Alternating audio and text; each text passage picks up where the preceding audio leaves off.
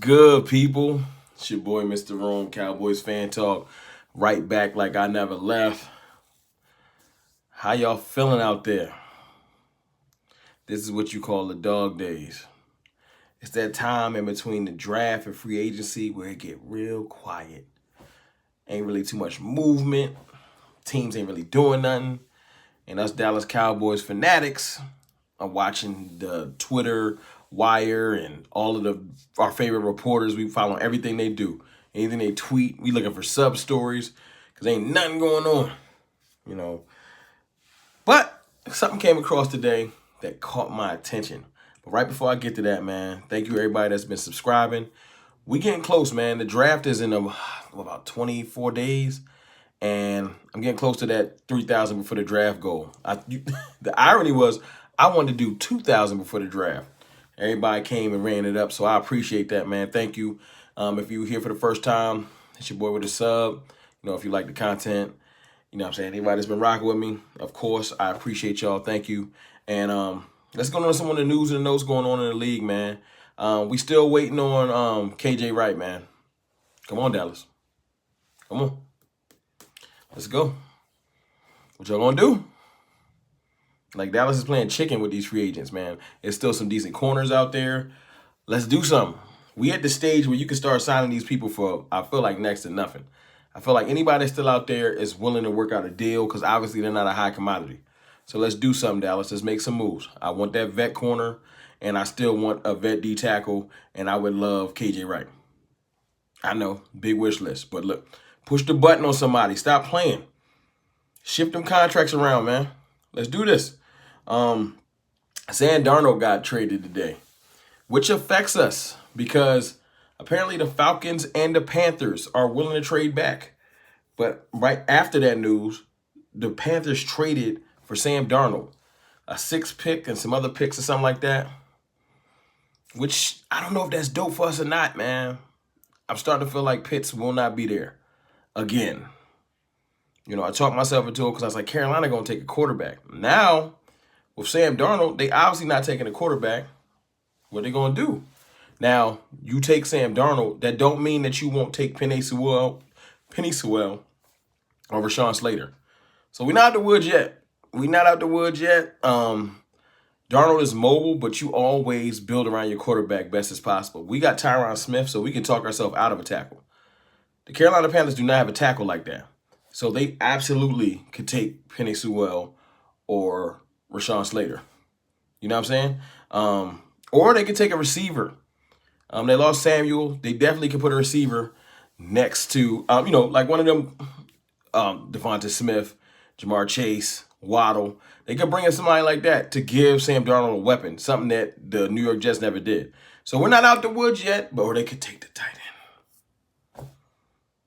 Yeah, they could do it. So we'll see. We'll see. I'm sure I'll get hyped back up, but I don't know if I like that move. With Atlanta being willing to trade back, it just makes things more fun, man. A lot of movement in this draft before the draft even get here. But the Panthers picking up Darnold lets me know that they might go weapon. We just got to pray that they want a receiver and not a tight end. Atlanta being willing to trade back just means that a team that wants a quarterback, New England, Chicago, maybe even Denver, anybody willing to move up there and guarantee that they can get the 4th quarterback is open now. Especially with apparently Mac Jones going to the Niners is a real thing. So this is the Justin Fields sweepstakes at pick 4. So we'll see how that goes. I do still feel like we can get Kyle Pitts if everything breaks our way. Or somebody takes Pitts because of this and Penei Sewell falls to us. Kind of like my last video where I'm just saying one of them will fall. This does guarantee one of those 2 players might fall to us. I really do. This just lets me know that Dallas is still in a pretty good position at 10 to get a great player, you know, because we're not in the quarterback sweepstakes, so we wouldn't need anything above 5 anyway. So it's almost like we had a top 5 pick. If you really think about it, it's like Dallas got a top 5 pick. If you don't need a quarterback, you get to pick within the top 5 skill position players or players, period. So I think that's dope. Now let's talk NFC East rankings. I saw this little list come out. I forgot the little group that put it together. It was floating around on Twitter. And look, man, I'm tired of the disrespect. Now, I know in years past, I've seen people try to talk their ways out of saying Dak is the best in the division. Thank God that the Wentz versus Dak debate is dead. Wentz was trash and got traded, so that's over. But, Philly can't talk up Jalen Hurts quite yet. They want to. I've been hearing rumblings. People have been like, well, after this season, Jalen Hurts will be better than Dak. Like, that's the way they're trying to word it. No, he won't. Stop. But just stop. He won't. But this is what I've been seeing that's pissing me off. Saquon Barkley being ranked above Zeke, coming off another injury. This one more major than his first couple he had in the league. I don't care how great Saquon is. He injury prone. 1. 2, he's good for 1 yard, 3 yard, -6 yard, 2 yard, and then 70. But not every game. Like every other game, every fourth game. He's never led the league in rushing yards. He's a dual threat running back where he can catch out the backfield, but he's almost better at catching out the backfield in open space than running. So what is he, a huge slot? Like, I don't get the glorified he's better than Zeke automatically thing.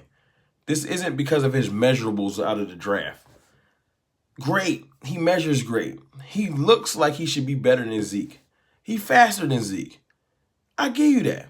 He more shifty than Zeke. He not more reliable than Zeke. Zeke has rushing titles. Yes. Well, he has a rushing title. He's rushed for 1,200 yards plus at least twice. Zeke is an incredible player. He just don't get the credit he deserves, man. He don't. His biggest attribute is his durability. Zeke gonna be there, and he gonna punish you until you just give in in the last quarter. That's what he do. He's a bowling ball.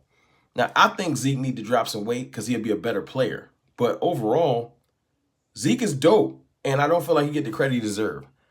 Saquon Barkley should not be ranked above Zeke. I don't care. I don't. And if y'all think I'm wrong, y'all tell me why in the comments. He just not. Sorry. What has he done? And don't point to a splash play. I'm glad he got a couple splash plays. That's all I got for you. As far as the rest of the rankings, come on, man. Amari Cooper is the best receiver in the whole division. It's not even close. CeeDee Lamb's better than every other receiver in the whole division. I would argue that we got the best 3 receivers in the division. 1, 2, 3, and then you can add the rest of the division. That's just how I feel. Because Kenny Galladay is he overrated. McLaurin is 4th, then Galladay. That's how I look at it. And as far as tight end, I concede. I can't say Jarwin is better than Thomas out of Washington. He's not better than the tight end out of New York. I give y'all that. And he's not better than Dallas Goedert. So, yeah, we have the 4th worst for tight end. I'm trying to fix that. But, let's hope everything breaks our way. Then we'll have the best starters across the board. But look, this is mainly just to point out how much I think Zeke is better than Saquon and how overrated Saquon is, man. Y'all call me crazy if y'all want to. I know it's slow out here, slow news week, but I think something's going to break soon. It's your boy, Mr. Rome. I holla.